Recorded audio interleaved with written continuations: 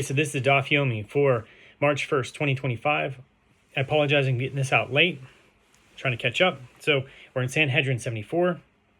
Rav Papa says, the ruling of the Mishnah, which lists his sister among those for whom he must pay a fine, is stated with regard to a young woman who was seduced. In the case of seduction, all agree that the woman is not saved at the cost of the seducer's life, as the intercourse was consensual. Baye says, the ruling of the Mishnah is stated with regard to a young woman who was raped in the case where one was able to save her by injuring the pursuer in one of his limbs, so that it was not necessary to kill him in order to achieve her rescue.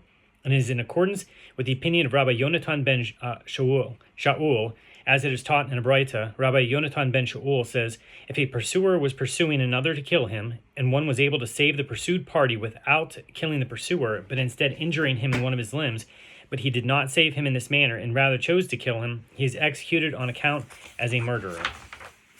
The Gemara explains, what is the reason of Rabbi Yonatan ben Shaul?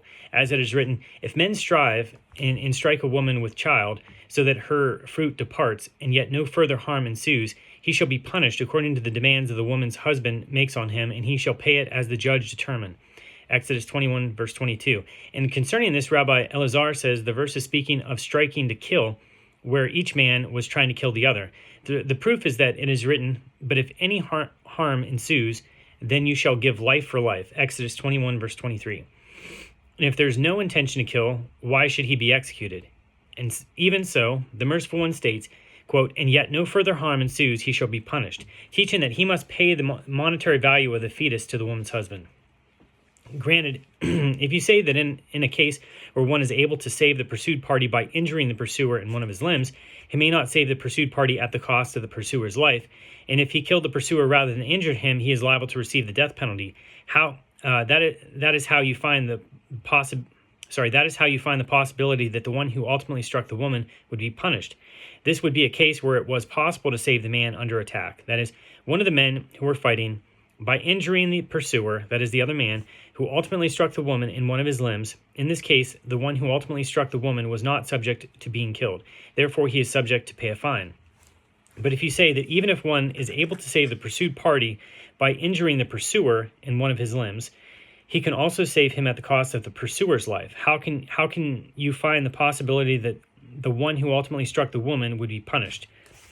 When he was going to strike the other man, he was at risk of being killed, as somebody could have killed him at that time. And the halacha is that anybody who commits an act warranting death exempts himself from any monetary obligation ensuing from that act. The Gemara tries to refute this reasoning. Perhaps it is different here because his two liabilities are not on account of the same person. Rather, his liability to be put to death is on account of this person, the man with whom he fought, while his liability to give payment is on account of that person, the woman he ultimately struck. Consequently, he is liable to receive both punishments. The Gemara rejects this distinction. There is no difference.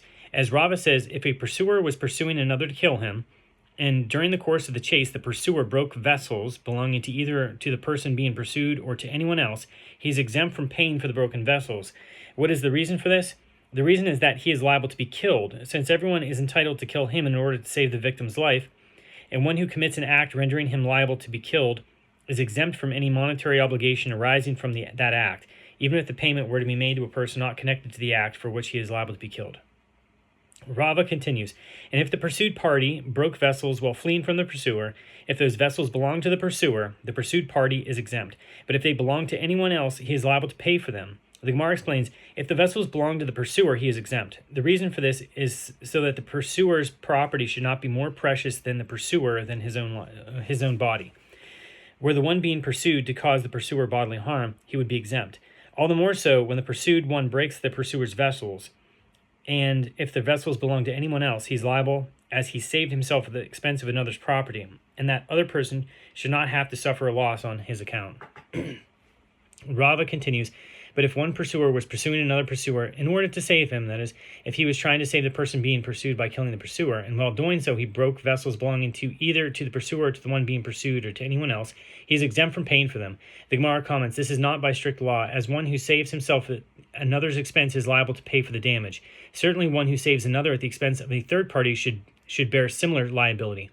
Rather, it is an ordinance instituted by the sages. This is because if you do not say that he is exempt, it will be found that no person will save another from a pursuer, as everyone will be afraid of becoming liable to pay for damage caused in the course of saving the pursued party. The Mishnah teaches, but with regard to one who pursues an animal to sodomize it, or one who seeks to desecrate Shabbat, or one who is going to engage in idol worship, they are not saved at the cost of their lives. It is taught in a Braita. Rabbi Shimon ben Yochai says, one who seeks to worship idols may be saved from transgressing at the cost of his life. This is derived from an a fortiori inference. If to avoid the degradation of an ordinary person, such as in the case of a rapist who degrades his victim, he can be saved even at the cost of his life. All the more so, it is not clear that one may kill the transgressor to avoid the degrading of the honor of God through the worship of idols. The Gemara asks, but does the court administer punishment based on an a fortiori inference? The Gemara answers, Rabbi Shimon ben Yochai maintains that the court administers punishment based on an a fortiori inference. It is taught in a Braita. Rabbi Elazar, son of Rabbi Shimon, says, one who seeks to desecrate Shabbat may be saved from transgressing even at the cost of his life. The Gemara explains that Rabbi Elazar holds in accordance with the opinion of his father, Rabbi Shimon, who says the court administers punishment based on an a fortiori inference, and the halacha with regard to one who desecrates Shabbat is derived from the halacha with regard to idol worship by way of a verbal analogy between the word desecration, mentioned in context of Shabbat, and the word desecration, mentioned in the context of idol worship. The Gemara now considers which prohibitions are permitted in times of mortal danger. Rabbi Yochanan says in the name of Rabbi Shimon ben Yehotzadok, the sages who discussed this issue counted the votes of those assembled and concluded in the upper story of the house of Nitzah in the city of Lod. With regard to all other transgressions in the Torah, if a person is told, transgress this prohibition and you will not be killed, he may transgress that prohibition and not be killed, because the preserving of his own life overrides all of the Torah's prohibitions.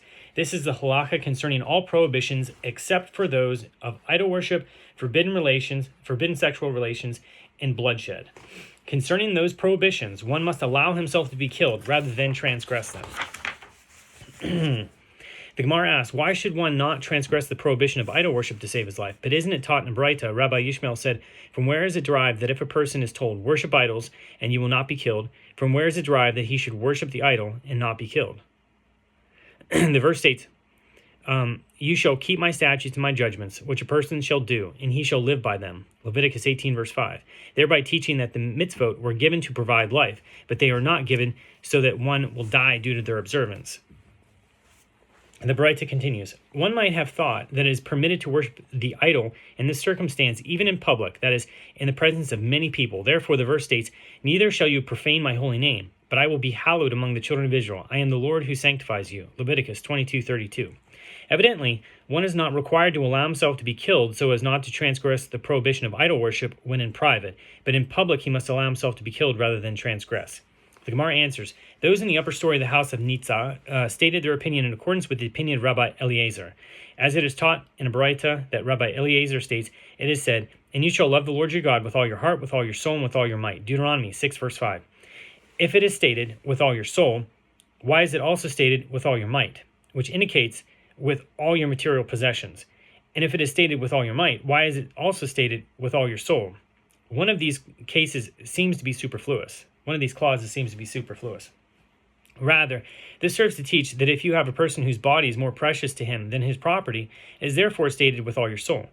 That person must be willing to sacrifice even his life to sanctify God's name. And if you have a person whose property is more precious to him than his body, it is therefore stated with all your might. This person must even be prepared to sacrifice all his property for the love of God. Accordingly to the opinion of Rabbi Eliezer, one must allow himself to be killed rather than worship an idol. From where is it derived that one must allow himself to be killed rather than transgress the prohibition of forbidden sexual relations and the prohibition of bloodshed? This is in accordance with the opinion of Rabbi Yehuda Hanasi, as it is taught in a Braita. Rabbi Yehuda Hanasi says, with regard to the rape of a betrothed young woman, it is written, But you shall do nothing to the young woman. The young woman has committed no sin worthy of death. For as when a man rises against his neighbor and slays him, so too with this matter. Deuteronomy 22:26. And why should the verse mention murder in the context? But what do we learn from here from a murderer? Now, the mention of murder came in order to teach a halacha about the betrothed young woman, and it turns out that in addition it derives a halacha from that case. The Torah juxtaposes the case of a murderer to the case of a betrothed young woman to indicate that just as the case of a betrothed young woman, one may save her at the cost of the rapist's life, so too in the case of a murderer, one may save the potential victim at the cost of the murderer's life. And conversely, the Torah juxtaposes a betrothed young woman to a murderer to indicate that just as with regard to a potential murderer, the halacha is that one was ordered to murder another, he must be killed and not transgress the prohibition of bloodshed. So too with regard to a betrothed young woman, if she is faced with rape, she must be killed and not transgress the prohibition of forbidden sexual relations. The Gemara asked, from where do we derive this halacha with regard to a murderer himself? That one must allow himself to be killed rather than commit murder. The Gemara answers, it is based on logical reasoning that one life is not preferable to another, and therefore there is no need for a verse to teach this halacha. The Gemara relates an incident to demonstrate this. As when a certain person came before Rabbah and said to him, the Lord of my place, a local official meaning, said to me, go kill so-and-so, and if not, I will kill you. What should I do?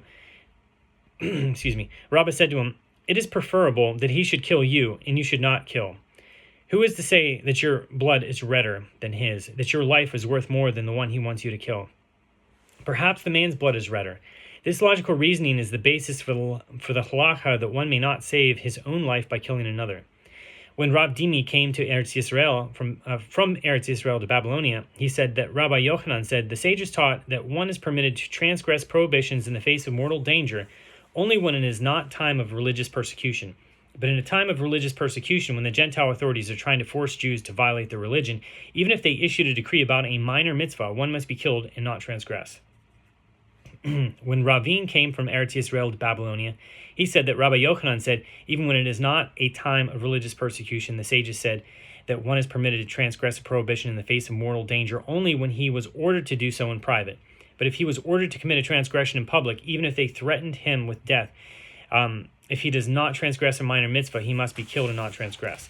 The Gemara asks, what is a minor mitzvah for this purpose? Rava Bar Yitzchak says that Rava says, even to change the strap of a sandal. So there was a Jewish custom with regard to sandal straps. If the Gentile authorities were to decree that Jews must change their practice and wear sandal straps like those worn by the Gentiles, one would be obligated to give up his life rather than veer from the accepted custom. And it seems that the Jewish sandals had a lot more straps on it, covering your feet a lot more, and that the Roman sandals were a lot more revealing of the foot. Okay, so the Gemara asks, in the presence of how many people is required so that it should be deemed a public act? Rabbi Yaakov says that Rabbi Yochanan says, an action is not considered a public act if it is performed in the presence of fewer than 10 people. The Gemara clarifies this point. It is obvious that we require that these 10 people be Jews, as it is written in the verse from which we derive the requirement of 10 for the sanctification of God's name. And I shall be sanctified among the children of Israel. Leviticus 22:32. Rabbi Yirmiyah says, what is the halacha if there were 9 Jews and 1 Gentile present? The Gemara answers, come in here and answer from what Rav Yanai, the brother of Rabbi Chia bar Abba, teaches in a Braita. This is derived by means of a verbal analogy between the word among, written with regard to the sanctification of God's name, and the word among, written with regard to Korach and his assembly. Here, with regard to the sanctification of God's name, it is written, and I shall be sanctified among the children of Israel, and there with regard to Korach, it is written, separate yourselves from among this congregation. Numbers 16:21. The meaning of the word congregation written with regard to Korach is derived by means of a verbal analogy to the word congregation with regard to the spies sent out by Moses to scout the land. How long shall I bear with this evil congregation? Numbers 14:27. Just as there, the congregation of spies, number 10, and all were Jews, so too here, concerning the sanctification of God, there must be 10, all of them being Jews. The Gemara raises a difficulty, but wasn't the incident involving Esther, that is her cohabitation with Achashverosh, a public sin? Why then did Esther not surrender her life rather than engage in intercourse?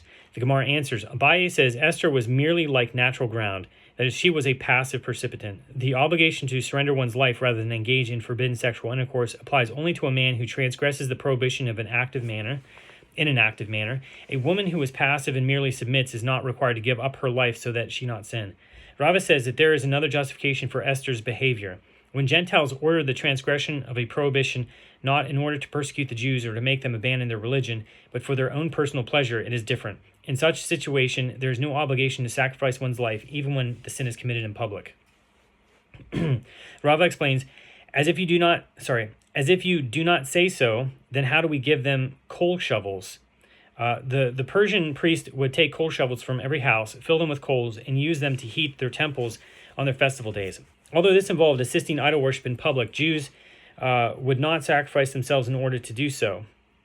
Rather, the reason they cooperated is certainly that the measure enacted for the Gentiles' personal pleasure is different. Here too, concerning Esther, Achashverosh engaged in intercourse with her for his personal pleasure, and a measure enacted for a Gentile's personal pleasure is different, and there is no obligation to sacrifice one's life to avoid it.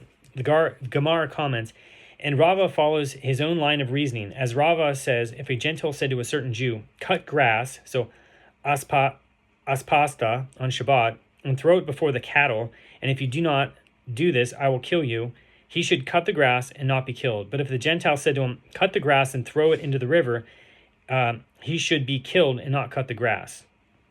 What is the reason for the latter ruling? Because it is clear that the Gentile is not seeking his own personal pleasure, but rather he wants to force the Jew to violate his religion.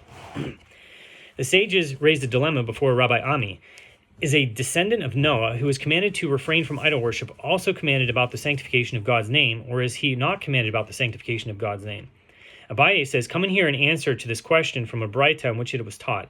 Descendants of Noah were commanded to observe 7 mitzvot, to establish courts of law, to refrain from cursing God, idol worship, adultery, bloodshed, robbery, and from eating the limb of a living animal. And if it is so that they are commanded about the sanctification of God's name, then there would be 8 mitzvot in which they are commanded. Rava said to him, there is no proof from here, as when the Braita speaks of 7 mitzvot, it means the 7 mitzvot themselves with all their associated azaraihu obligations. With all their associated azaraihu, meaning obligations. The mitzvah to sanctify God's name can be understood as a detail of the prohibition of idolatry. So the Gemara asks, what halakhic conclusion was reached about this matter? Rav Adabar Ahava says that they say in the school of Rav, what is written that Naaman, the commander of the army of the king of Aram, said to the prophet Elisha, for this matter, may the Lord pardon your servant, that when my master goes into the house of Rimmon to bow down there, and he leans on my hand, and I bow myself down in the house of Rimmon. 2 Kings 5:18. That is, he was forced to bow down before an idol out of fear of his master, the king of Aram. And it is written in the following verse, and he said to him, go in peace. Lech l'shalom. Indicating that Elisha did not criticize him for acting in this manner. So that's the end of 74.